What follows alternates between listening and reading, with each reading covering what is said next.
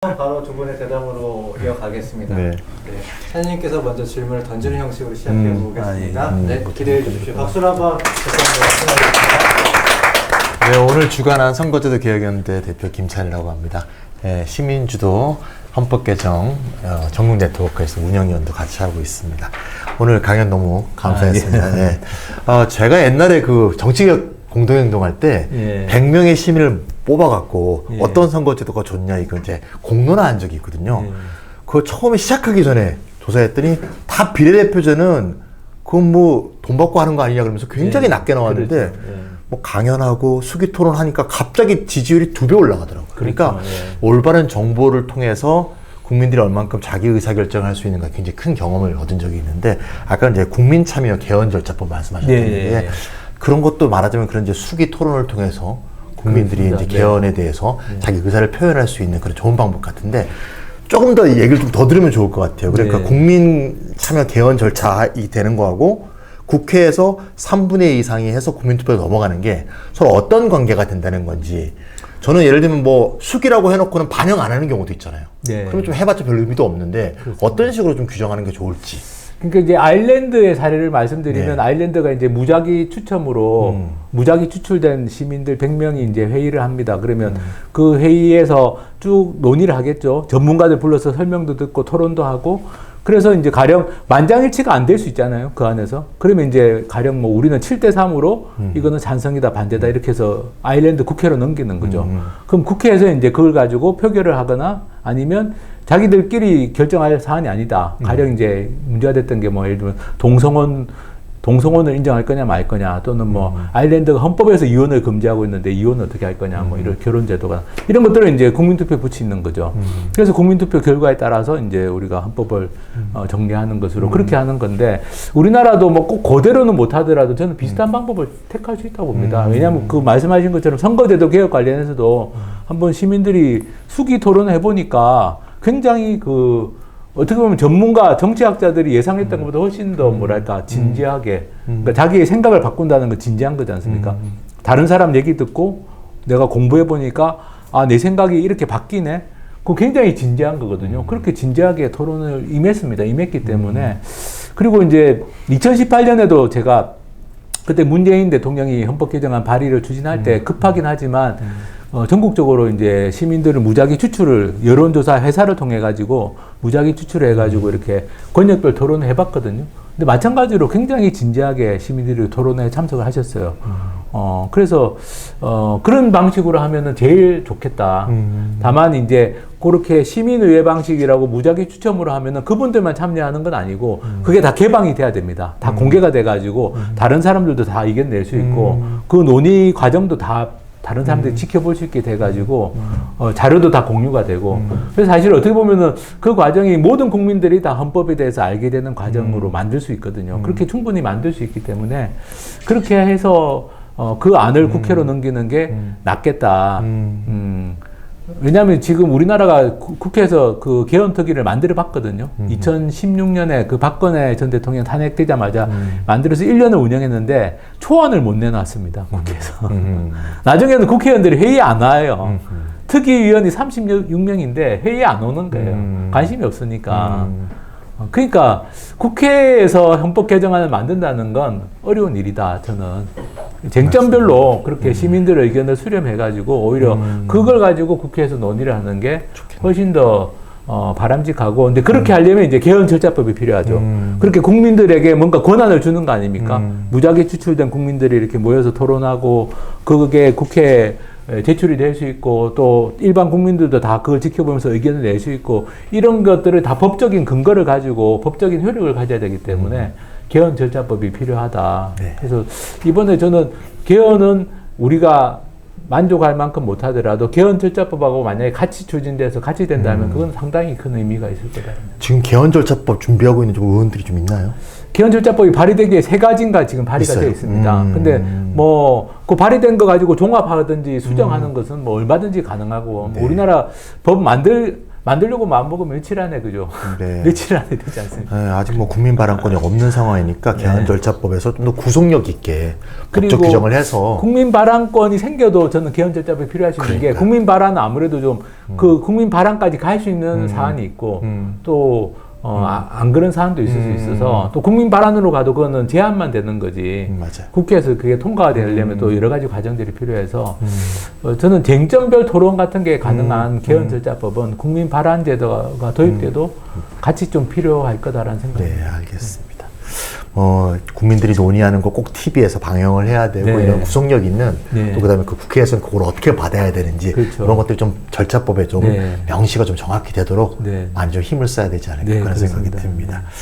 듭니다. 그 개헌 얘기를 좀 더 하고 싶은데 아까 200석 말씀 많이 하셨는데 뭐 개헌 절차를 보시면은 제적의 3분의 2입니다. 그러니까 꼭 200석이 돼야 되는데 저는 계산을 해보니까 민주당 또 민주당 우호적인 정당 우호적인 무소속 다 합쳐도 188석밖에 안 되고 개혁신당을 합쳐도 3석 합쳐도 191석입니다.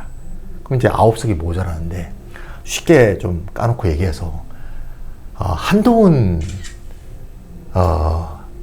좀 파락을까? 한동훈 세력의 표가 들어와야지 200석이 넘는 건데 과연 한동훈 개도 동호응할 수 있는 헌법 개정안의 내용이 어떤 것이 될지 아까 한 줄이라도 고치자고 했는데 그런 걸 좀 생각해 보신 적이 있는지 한번 궁금합니다. 그러니까 제가 보기에는 예를 들면 이제 아까 지방분권은 영남도 원하거든요. 영남의 보수적인 그 영남 지역 언론들도 다 지방분권을 원합니다. 왜냐하면 워낙 지역이 어려우니까. 그럼 가령 이제 지방분권과 관련된 내용이라든지 예를 들면 또는 이제 내란 방지를 하려면 지금 지난번에도 우리가 작년 12월 4일 1시 1분에 국회에서 계엄 해제 결의안이 통과됐는데 4시 37분에 윤석열이 나와가지고 계엄 해제하겠습니다 발표할 때까지 한 3시간 이상을 국민들이 다 불안에 들었잖아요. 1시 1분에 국회에서 계엄 해제 결의하면 다들 안심하고 잘 수 있어야 되는데 그것도 안 따를까봐 그죠. 근데 그게 사실 우리나라 헌법에 그게 명시가 명확하게 안 돼 있습니다. 국회에서 계엄 해제 결의를 해도 계엄 해제는 결국에는 어떤 조치가 필요한 걸로 돼 있기 때문에 그런 것도 국회 계엄 해제 결의되면 바로 계엄 해제가 된다든지 또 지난번에 국민들 동원해서 국회 소집을 방해하려고 했는데 그런 것들은 이제 명확하게 헌법에서 금지한다든지 또는 이제 저는 대통령 사면권 자체를 완전히 다 없애지 못하더라도 내란죄는 사면을 못하도록 하는 것도 헌법에 명시할 수 있다고 봅니다. 저는 굉장히 그 정치적으로 중요한 게 윤어게인 파가 아직도 있지 않습니까? 그렇죠. 예. 윤어게인은 반대다라고 하는 거는 저는 그래서 국민의힘의 일부가 좀 동의할 수 있는 안도 있을 수 있다. 그러네요. 예. 그리고 그걸 반대하면 윤어게인 하자는 게 돼버리는 거니까. 그래서 저는 이제 그런 걸 해야 되는데 문제는 뭐냐. 민주당의 의지라고 봅니다. 그러니까 그런 걸 하려고 하면은, 그러니까 국민의힘이 반대할 수 없는 개헌의 내용들도 있거든요. 오히려 이제 권력구조 선보고 이런 건 국민의힘이 또 이런저런 핑계를 대가지고 정쟁화할 수 있지만 정쟁화하기 어려운 것도 있습니다. 가령 뭐 대한민국은 지방분권 국가라는 걸 선언합시다. 그거 반대하면은 지방분권 반대하는 거잖아요. 그러니까 그런 식으로 하는데 문제는 민주당의 의지다. 민주당 지도부가 이런 의지를 안 가지고 있는 게 저는 좀 지금 문제가 아닐까. 그러니까 9석을 확보하는 게 어렵다고 하지만 9명 정도는 넘어올 수 있는, 찬성할 수밖에 없는, 그것도 반대하면 그들 자체가 앞으로 정치적 미래가 없는 그런 내용도 있을 수 있다라고 저는 생각합니다. 네. 그래서 관건은 민주당 지도부가 개헌을 할 의지가 있느냐. 대통령은 하자고 했는데. 예. 그러네요. 최근에 뭐 보도도 있었지만 한동훈을 죽여라. 뭐 그런 보도가 나지 않았습니까? 그러니까 이 문제에 대해서는 확실히 관심이 있겠네요. 내란 문제, 내가 윤어게인을 바라지 않는다. 예. 윤석열이 저는 윤석열이 사면 돼서는 안 된다고 보거든요. 우리가 12.12 쿠데타를 군사 쿠데타 이후에도 이걸 완전히 정리 못한 게 결국 전두환 노태우가 사면됐지 않습니까? 저는 사면이 불가능하도록 해야 된다. 그거는 헌법에서 사면권 행사 대상에서 내란죄를 제한다는 한 줄 넣으면 그거는 끝나는 거죠. 윤어게인은 안 되는 거죠. 네. 그러니까 이제 저는 그런 식의 어떤 내용들을 우리가 좀 논의할 수 있고, 그거는 내란 재발 방지 차원에서 필요한 거고, 그리고 말씀드린 것처럼 지방분권 같은 경우는 지방분권에 반대할 수가 없습니다. 그렇습니다. 영남도 그거는. 지금 영남의 지역들이 이렇게 어려운데, 그러니까 그런 내용들이 있기 때문에 저는 결국에는 이 제1당인 민주당의 의지에 달려있다. 알겠습니다. 제가 광주에 토론회 가가지고 이런 이야기 하니까 광주에 어느 분이 그러더라고요. 아니 민주당이 의지만 있으면 9석을 왜 더 못 가지고 오느냐. 200석 왜 못 만드냐. 만들 수 있다. 그분은 이제 저보고 민주당을 어떻게 해보라고 하는데 제가 힘이 없어가지고. 근데 그분은 이제 화를 내는 게 아니 민주당이 의지가 있으면 왜 9석을 못 만드냐 이거죠. 네. 헌법 개정할 수 있다. 그리고 개헌절차법 당연히 거기에 만족 못하니까 국민들은 그럼 개헌절차법 만들자. 그건 당연한 거 아니냐. 이렇게 이야기하시더라고요. 네. 말씀을 나누다 보니까 그때 쿠데타 이후에 국회 200석 채우려고 막 이렇게 한 명 왔나 이거 세던 봤던 그 기억이 납니다. 그 추운 겨울에 기억이 나네요.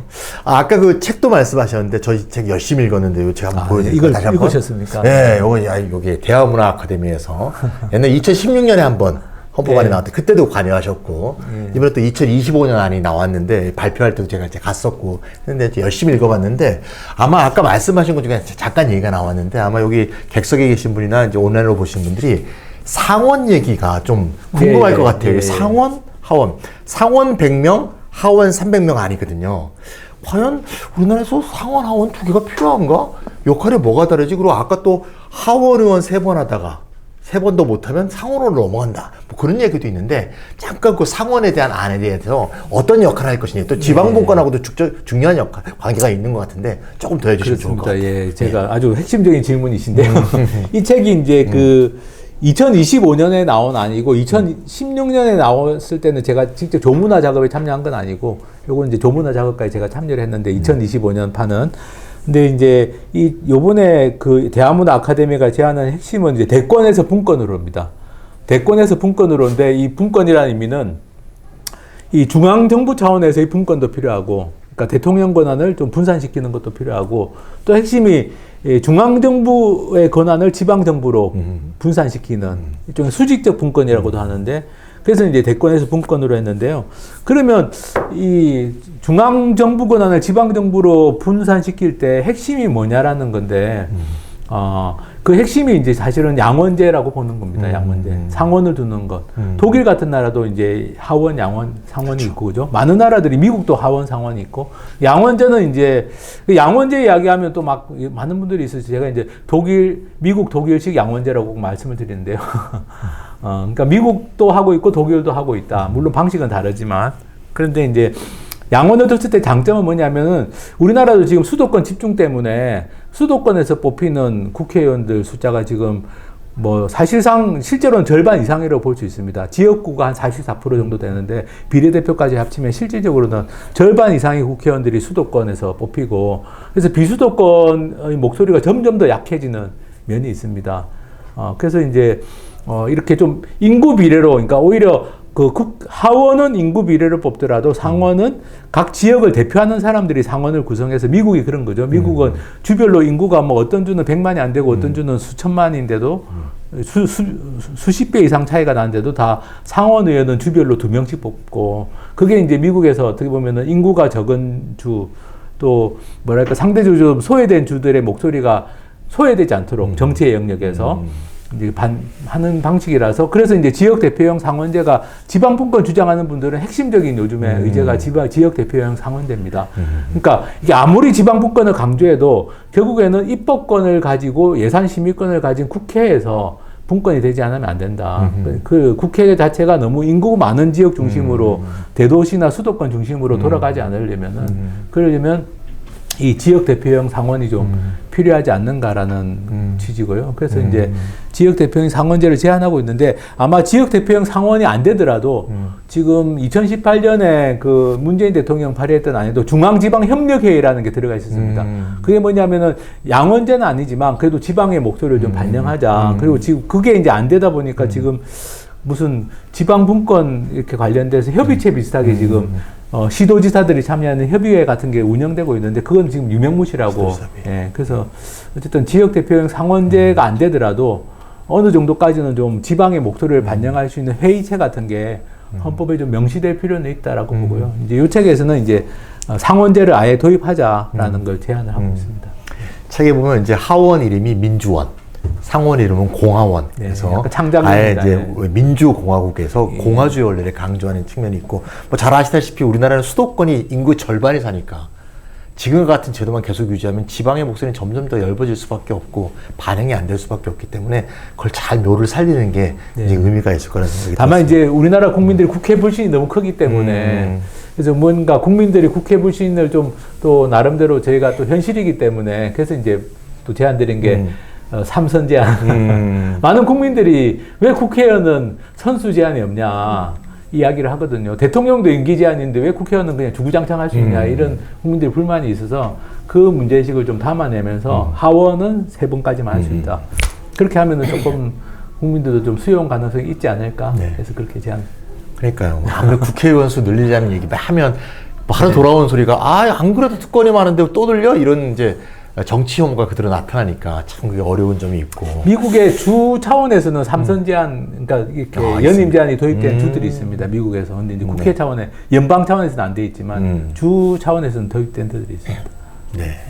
제가 또 다음 질문 드리고 싶은 건 조금 이제 아픈 얘기일 수가 있는데 또 우리 하 대표님이 2017년부터 2020년까지 정치개혁 운동을 사실 주도하시지 않았습니까? 근데 그때 이제 주도하실 때 선거제도 개혁안이 연동형 비례대표제였는데 사실은 이제 최근에 쓰신 책을 보시면 또 개방형 정당 명부식 비례대표제를 주장하신단 말입니다. 근데 저도 최근에 이제 녹색당 대표로서 개방형 정당 명부식 비례대표제를 한번 기자회견 한 적이 있어요. 그래서 저하고 하 대표님하고 의견이 이제 거의 비슷하네 뭐 이런 생각 한 적이 있는데 그러니까 좀 쉽게 말해서 그때 왜 이제 개방형 비례대표제를 그때는 안 하셨는지 그때는 왜 이제 연동형 비례대표제를 하셨는지 그게 이제 당시에도 이제 그게 제도 해킹될 그 우려에 대해서 걱정을 하셨는지 그런 좀 과거 얘기지만 선거제도 개혁과 관련해서 그게 이제 선거제도 개혁 관련해서 이제 지금 우리가 대안을 연동형 비례대표제를 계속 고수하기가 어렵다고 저는 보는 편인데 근데 왜 이제 그때는 연동형이었냐 하면 이제 2015년에 중앙선관위가 독일식 연동형 비례대표제를 제안을 한 겁니다. 정식 의견으로 중앙선관위의 공식적인 의견으로. 사실은 이제 그 전까지는 우리나라에서 비례대표제 하면 크게 2가지 주장이 있었죠. 독일식으로 가자. 그건 연동형 비례대표제, 독일식. 아니면 덴마크, 스웨덴식처럼 이제 일종의 정당 명부식. 그러니까, 이 지역구 따로 비례대표 따로 투표하는 게 아니라 그냥 1인 1표처럼 해가지고 그냥 하되 또 이제 개방 명부를 도입해가지고 후보를 찍을 수 있게. 정당도 찍고 후보도 찍고 근데 투표용지 한 장에서 그냥 정당 찍고 후보 찍고 이렇게 하자 이런 이제 2가지 방식이 논의가 되다가 중앙선관위가 독일식 연동형을 공식 의견을 채택하면서 사실은 덴마크 스웨덴식을 선호하던 분들도 이렇게 됐으니까 따라가야 된다 전략적으로 근데 이제 그게 사실 왜곡되면서 이게 선거제도 개혁이 뭐 준연동형 돼버리고 왜곡이 돼버린 건데 어쨌든 약간 그 경험이 어쨌든 좀 뼈아프긴 하죠. 왜냐하면 또 많은 전문가들이나 시민사회단체들이 그때는 어쨌든 현실적으로 중앙선관위가 공식 의견을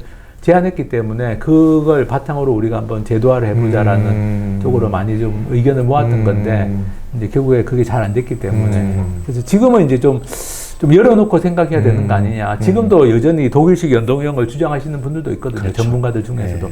하지만 저는 이제 한국의 현실에서는 좀 어렵겠다. 그리고 말씀하신 비례대표에 대한 불신이 워낙 강해가지고 유권자들은 직접 뽑고 싶어 하는데 비례대표는 직접 뽑는 게 아니라는 생각이 있습니다. 그래서 이제 우리나라에서는 저는 개방명부까지 도입해서 유권자들이 정당도 선택하고 후보까지도 선택하고 그래서 의석은 정당별로 득표율에 따라서 나눠주고 그 정당에서 누가 당선자로 될 건지는 유권자들이 직접 후보까지 선택할 수 있도록 하는 그런 방식이 한국의 현실에는 맞지 않겠나라고 지금 생각하고 있습니다. 맞아요.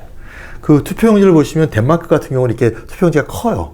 그래서 정당도 찍고 그 정당 밑에 사람 이름이 쫙 붙어 있습니다. 그래서 정당 찍고 사람 찍고 이렇게 돼 있고 스웨덴 같은 경우는 아예 투표용지가 정당별 투표용지가 따로 있습니다. 그래서 예를 들면 A당 투표용지를 딱 집어들면 정당 선택이 이미 된 거고 그 투표용지 안에 사람 이름들이 쭉 써 있거든요. 그래서 사람을 선택할 수 있게 돼 있어서 그냥 이런 방법들을 쓰면 굉장히 좋을 것 같고 옛날에 제가 봤는데 1930년대 스웨덴에서 투표하던 모습인데 이 투표소 앞에서 각 정당원들이 우리 투표용지를 갖고 가세요 이렇게 하더라고요. 그거 참 신선하더라고요. 우리 당을 지지해달라고 요걸 갖고 들어가면 우리 당을 찍는 거 아니겠습니까? 그런 것들도 참 선거운동에 그래서 우리나라 재밌을 것 같다. 정서에서는 또 이렇게 스웨덴처럼 하기는 좀 어려울 것 같아서 그래서 이제 투표용지까지도 제가 이제 다 책에서 그림까지 다 그려가지고요. 사실 지난번 21대 국회 때 박주민 의원이 법안 발의를 했습니다. 했었죠. 지금 말씀드린 안으로 했고 거기에 투표용지까지도 붙여가지고 법안 발의했는데 제대로 논의가 안 돼서 어쨌든 그렇고 그 당시에 뭐 지난번 그러니까 21대 국회 때 어쨌든 마지막에 2024년 초까지 해가지고 그때 뭐 민주당의 광주 전남 광주시당하고 대구 경북 같은 경우는 그 개방 명부식 정당 명부식 비례대표제 동의를 했었거든요. 근데 중앙당에서 아예 논의를 제대로 안 하는 바람에 무산됐는데 네. 어쨌든 그런 과정들이 있습니다. 저는 가능성은 있다고 보고 있습니다. 계속 좀 노력해봐야 되겠습니다. 어쨌든 내년에 지방선거니까 지방선거로 잠깐 넘어가면 제가 어저께 이제 청도를 갔다 왔어요. 뭐 아시겠지만 청도에 우리나라 유일한 소싸움 경기장이 있습니다. 제가 안으로 들어갔더니 소싸움을 하고 있더라고요. 그거 보고 제가 깜짝 놀랐습니다. 직접 하는 모습을 보면서 소에다가 멋대로 이름을 써놓고 뭐 예를 들면 젠틀맨, 뭐 이와 이렇게 큼지막하게 이름을 써놓고 막 소가 이렇게 뭐 뿔을 받으니까 소가 막 피를 흘리고 뭐 도망가니까 보고 있는 사람이 낄낄 웃고 막 이런 야 정말 비참한 걸 봤어요. 근데 그게 지금까지 적자가 250억이에요. 청도가 그 경기장 운영만 갖고도 250억 적자인데 이게 계속 유지되고 있는 현실이 이게 참 아까 말했던 그 지방의 어떤 정치의 참 비참한 현실이 아닌가 싶은데 그 업자들의 이제 로비에 이제 쉽게 이제 수용해주고 그래서 이제 이런 이제 지방선거제도 굉장히 중요한 건데 최근에 또 헌법재판소가 그 장수의 선거구가 헌법 불합치다 결정하지 않았습니까? 여기 와 계신 분들은 저 전문가도 계시니까 잘 아시겠지만 지금 이제 지방선거제도는 헌법재판소의 이제 판결에 의해서 3대1 인구 편차가 3대1을 넘으면 안 되거든요. 쉽게 말하면 이제 예를 들면 전북 광역의회 선거다. 그럼 전북도 인구를 전북도 의원수로 나눴을 때 평균이 나오죠. 평균이 예를 들면 2만 명이다. 그럼 위로 150%, 아래로 50%니까 2만 명의 150%는 3만 명이죠. 그 다음에 2만 명의 50%는 1만 명이고 그럼 1만 명과 3만 명의 표차가 1대 3이잖아요. 이걸 넘어서면 안 되거든요. 그러니까 1만 명보다 적으면 안 되고 3만 명보다 넘으면 안 되는데 장수가 1만 명보다 적었습니다. 그래서 이제 최근에 이제 헌법 불합치 판정을 받았는데 이것도 이제 해야 되는데 그래서 이제 광역의회가 상당히 심각한 문제입니다. 아까도 이제 부산시의회 말씀하셨는데 광역의회는 소선거구제거든요. 한 명 뽑거든요. 그러니까 왔딱 이렇게 하는 건데 광역의회 소선거구 제도를 어떻게 바꿀 것인가 이런 좀 문제 좀 구체적인 문제인데 최근에 좀 전에 이제 얘기했던 김준호 변호사가 소중 대선거구제를 하자. 어린이 1인 선거구, 어린이 6인 선거구. 그러니까 이제 1인 선거구란 건 이제 예를 들면 한 군에를 대표할 수 있는 의원 하나는 있어야 되지 않냐. 그래서 작은 군에는 한 명을 줘서 소선거구제를 만들고 그 다음에 굉장히 인구가 많은 데라고 해서 20인 선거구는 좀 그러니까 6인 선거구 3개를 쪼개서 뭐 그런 식으로 하는 방법으로 소중 대선거구제를 하면 어떨까 이런 의견도 했는데 혹시 이 문제 관계에서 한 대표님도 생각하시는 어떤 안이 있는지 한번 궁금해서. 그러니까 저는 이제 사실은 이게 지방자치제도하고 좀 연결돼 있거든요. 그러니까 예를 들면 우리가 전라북도 도의회가 있는데 지금 국회의원하고 똑같습니다. 그러니까 국회의원도 지역구가 지금 굉장히 넓어졌는데 그러니까 지역구 국회의원 숫자를 줄이는 게 어려운 이유가 우리 지역 대표가 있어야 된다 이 생각이 있잖아요. 사실 국회의원은 국민을 대표해야 되는데 작은 지역구를 대표하는 것처럼 지금 돼 있고 도의회도 마찬가지입니다. 그러니까 이제 우리 군에 도의원 한 명은 있어야 되지 이 생각이 너무 강한 거예요. 그렇죠. 이게 이제 그러다 보니까 이제 김준호 변호사는 그걸 현실을 또 인정하고 작은 데는 한 명 뽑고 많은 데는 6명 뽑고 더 뽑으면 될 거 아니냐. 그죠? 인구 많은 데서 그렇게 얘기하는데 그 마음도 이해가 되죠. 왜냐면 그게 현실이니까. 근데 저는 사실 우리 국민들도 한 번은 생각해 봐야 되는 게 다들 지금처럼 작은 지역구에서 국회의원 뽑아서 그 사람이 지역구를 대표하는 이런 식으로 의정활동하면 이거는 저는 나라 망하는 길이라고 생각하거든요. 지금도 사실 굉장히 큰 부작용이 있고 국회의원은 국가의 일을 해야 되고 전라북도 도의회 의원도 전라북도의 일을 해야 되죠. 지금은 뭐 그냥 자기 동네 일을 지금 챙기는 거라서 그래서 저는 그 부분이 정리가 되면 여러 가지 선택지가 있다고 봅니다. 근데 가장 큰 문제는 그 작은 지역을 대표하는 게 문제고요. 그 다음 또 하나 더 말씀드리면 이게 군이라는 게 또 문제거든요. 예를 들면 장수군을 대표하는 도의원이 있어야 된다고 하는데 장수군은 그 안에 여러 읍면이 있습니다. 근데 사실은 생활권은 읍면이거든요. 그렇죠. 더 중요한 게 읍면입니다. 그러니까 군을 대표한다는 게 별 의미가 없어요. 왜냐하면 군이라는 것 자체가 너무 면적이 넓고 그 안에 읍면별로 다 특성이 다르기 때문에 그러니까 실제로 농촌에 대해서 필요한 거는 농촌을 대변할 수 있는 국회의원 농촌을 대변할 수 있는 도의원이 필요하거든요.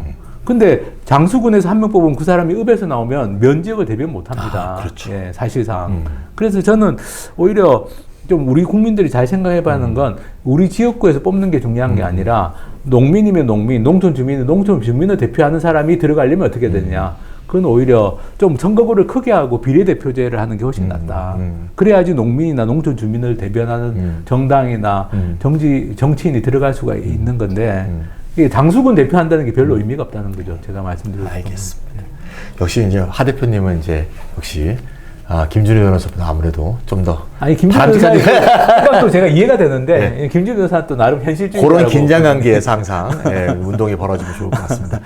제가 질문할 게 굉장히 많지만 이제 시간도 많이 갔으니까 마지막 한 가지만 더 질문을 하고 싶습니다. 좀 전에 말씀하셨는데 사실 지역자치운동은 사실 열심히 하고 계시지 않습니까? 그래서 최근에 뭐 지방자치에 대해서 관심 많으신 분들이 국회 앞에 계단에서 또 이제 기자회견하는데 700명이 서갖고 하시는 거 보고 아주 장관이다.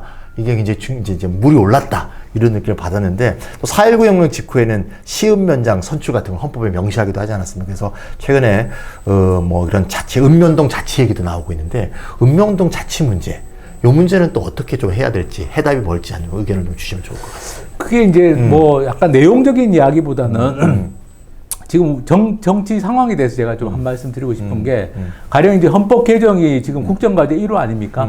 안 되고 있잖아요. 지금 똑같습니다. 지금 그 700명이 국회에 모였던 이유는 그 주민자치회, 지금 일부 지역에서 주민자치회가 주민자치위원회였다가 주민자치회로 전환한 게 지금 일부 지역인데 주민자치회를 현 정부는 본격적으로 다 하겠다. 그러니까 보편적으로 실시하겠다. 지금 전국의 읍면동 중에 주민자치회로 전환한 데가 3분의 1이 아마 3분의 1 정도 될 겁니다. 근데 본격적으로 다 하겠다라는 게 지금 국정과제에 들어가 있거든요. 그리고 이제 읍면장 같은 경우도 지금까지는 다 임명직이었죠. 근데 1961년 이전에는 선출직이었거든요. 읍장, 면장, 동장이 다 선출직이었습니다. 그래서 그리고 읍면은 지방자치단체였고. 근데 이번에 이제 국정과제에 들어가 있는 게 주민자치회는 보편 실시를 한다. 그 다음에 읍면장은 주민 선택 읍면장제라고 되어 있는데 주민 선택 읍면장제는 시범 실시를 한다. 두 개 다 국정과제예요. 전혀 추진이 안 되고 있습니다. 제가 보기에는. 주민자치의 본격 실시를 하려면 지방자치법 개정이 필요한데 지금 우선순위 과제에서 빠져 있고요. 그리고 주민선택 읍면장제 시범 실시한다 그러면 로드맵이 나와야 되는데 뭐 나와 있는 게 없어요. 그러니까 지금은 국정과제에 들어가 있는 것도 제대로 추진이 안 되는 상황입니다. 이게 뭐 국회의 책임도 굉장히 크다고 보고 행정부도 문제라고 보는데 그래서 이제 지금 그 700명이 모였던 이유는 안 되니까 답답해서 그 지역에서 마을 공동체 운동이나 주민자치 관련된 활동하시는 분들이 오죽 답답하면 그 700명이 국회 계단에서 기자회견을 얼마 전에 했는데 그렇게 하고 막 토론회 할 때 또 국회의장하고 뭐 여러 정치인들 와가지고 막 하겠다고 했대요. 근데 그 다음에 추진이 또 안 된대요. 지금 말씀 들어보니까 이게 참 문제입니다. 심각한 문제인데. 근데 어쨌든 지금 우리나라 그 가장 기초 민주주의는 풀뿌리 민주주의는 저는 읍면동이라고 보거든요. 읍면동이고 왜냐하면 시군구만 해도 너무 큽니다. 대한민국이 지금 지방자치단체 기초지방자치단체 인구 규모가 세계 최대입니다. 우리나라가 인구가 5천만이 넘는데 기초지방자치단체는 226개밖에 없거든요. 평균 인구가 22만 명이 넘는데 전 세계에 이런 나라가 없습니다. 맞아요. 독일이나 이런 나라들은 10,000명도 안 되거든요. 스위스 이런 데 10,000명 안 됩니다. 영국도 1,100개가 넘다. 그러니까 이게 풀뿌리 민주주의가 안 될 수밖에 없게 너무 인구 규모가 크고 면적이 넓어서 이 문제를 해결하려면 읍면동 자체가 중요한데 이제 이 부분이 저는 이번 정부가 이거는 꼭 해야 되는 거 아니냐. 근데 지금 그것도 지금 지지부진한 상황이라서 알겠습니다. 그 부분도 내년 지방선거 전에 뭔가 좀 돌파구는 좀 마련돼야 된다. 지방자치법 개정을 해가지고 주민자치에는 좀 보편 실시를 하고 그리고 이제 읍면동장도 이제 지금 뭐 시범 실시를 한다고 했으니까 주민 선택하는 방식을 그것도 좀 시범 실시 로드맵이 나와가지고 내년 지방선거를 계기로 이제 시범 실시도 되고 그것도 굉장히 중요한 숙제다라고 생각합니다. 알겠습니다. 이것도 이제 프런트 많이 와 계시니까 저는 이제 대답은 요 정도로 마치고 또 직접 질문하시는 것들을 또 이제 하 대표님한테 질문하면 좋을 것 같습니다. 바톤을 넘기겠습니다. 예.